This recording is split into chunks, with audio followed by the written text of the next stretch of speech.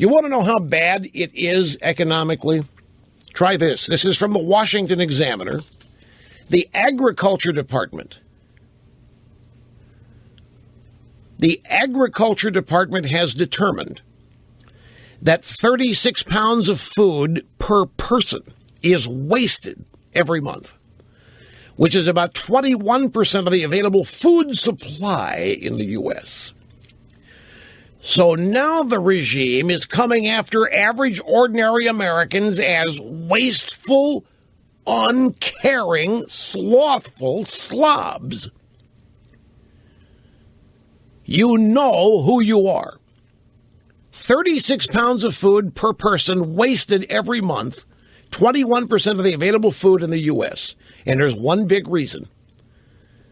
The regime's agriculture department says that the expiration dates are either wrong or are overly cautious. So they have a solution. Just hold your nose and eat it, even if it is 18 months past the expiration date. I am not making this up. As a way of combating what they claim is profligate waste on the part of a bunch of spoiled, rotten Americans, you need to start eating food that is even 18 months past its expiration date. Because these expiration dates are wrong anyway. They have no basis in reality or fact. That food is still good. This could also be titled Managing the Decline, Chapter 5. Here we have our caring nanny state wanting all of us to start eating stale food.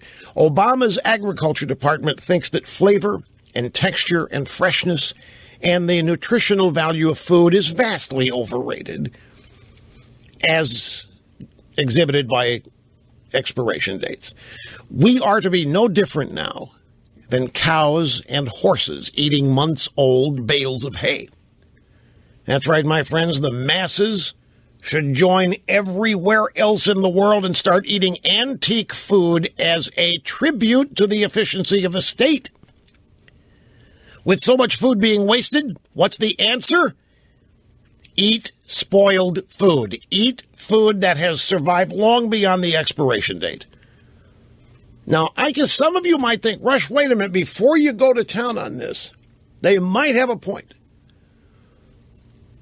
There's a lot of stuff out there, the expiration date could be totally wrong. Rush, have you not opened a bag of potato chips long after the expiration date and it tasted fine? Yeah, I have to admit that I have.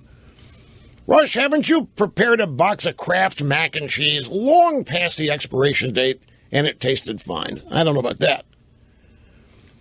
Come on, Rush, haven't you given your dog or your cat food long beyond the expiration date on a can? Absolutely not. That stuff's rotten to begin with. Now, you might think, the expiration dates, they're a little aggressive, and the food does last longer than the date. But wait, folks, because what's next? There's always a what's next.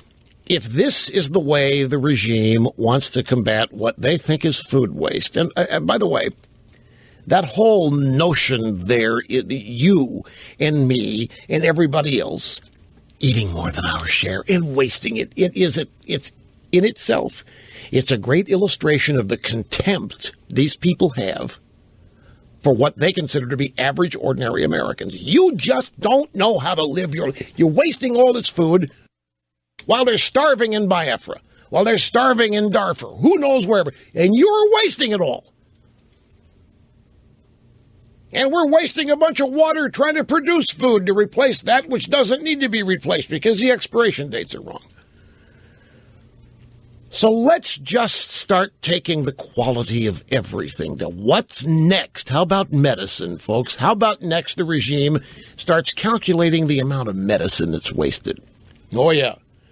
And you know how expensive this is because Big Pharma is just a bunch of rapists. Big Pharma, they're running out there, they overcharge, they don't care about people getting sick, and they don't care about people getting well.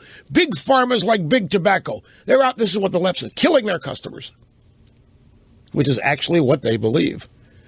So the next thing that would happen, hey, Take this expired medicine. We've run tests. It doesn't matter what the expiration date that your pharmacist put on that label is. It's fine. Go ahead and take it.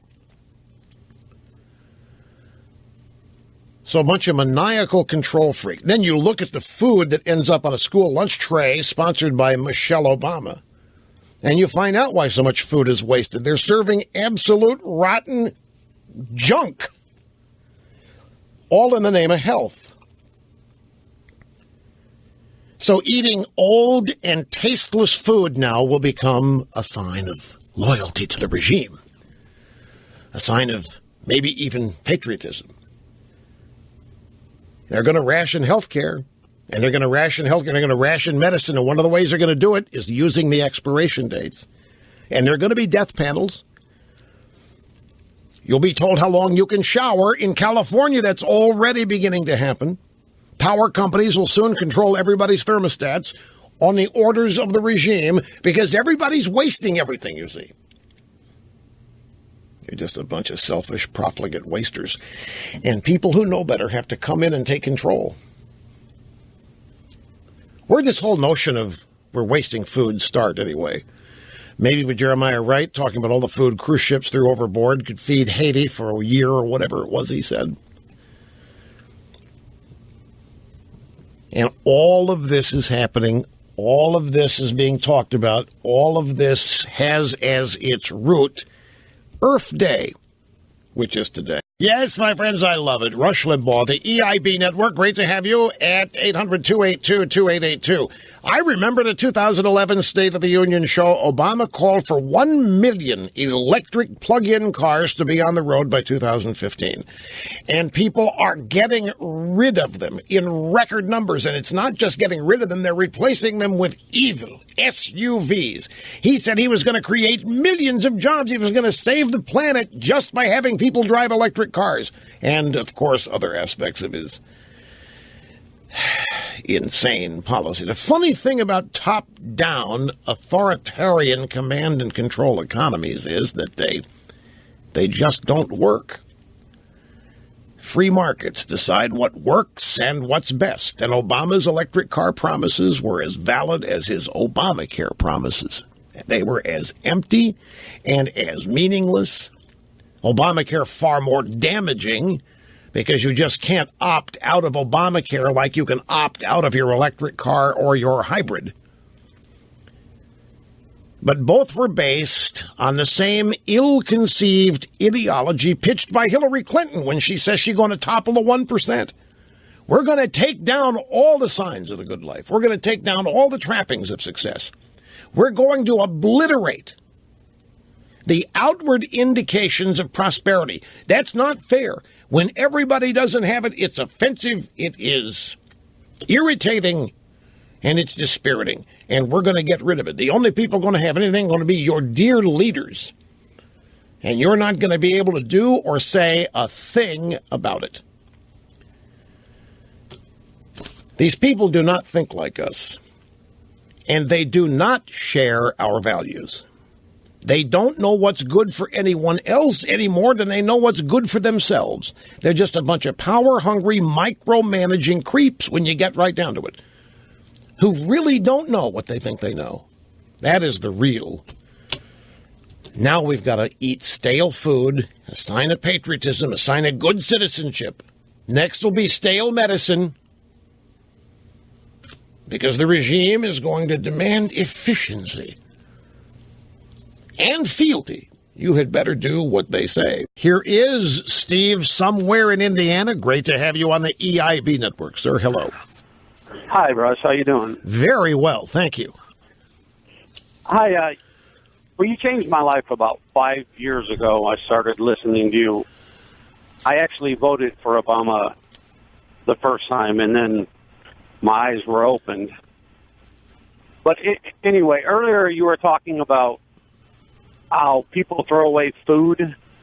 Well, let me restate that, because that's a good point. The government is claiming that the average American wastes 21 pounds of food a year or some such thing, and it's not necessary because expiration dates are wrong. So the government is going to start encouraging people to ignore expiration dates and just keep eating stuff. Don't throw it away. Right.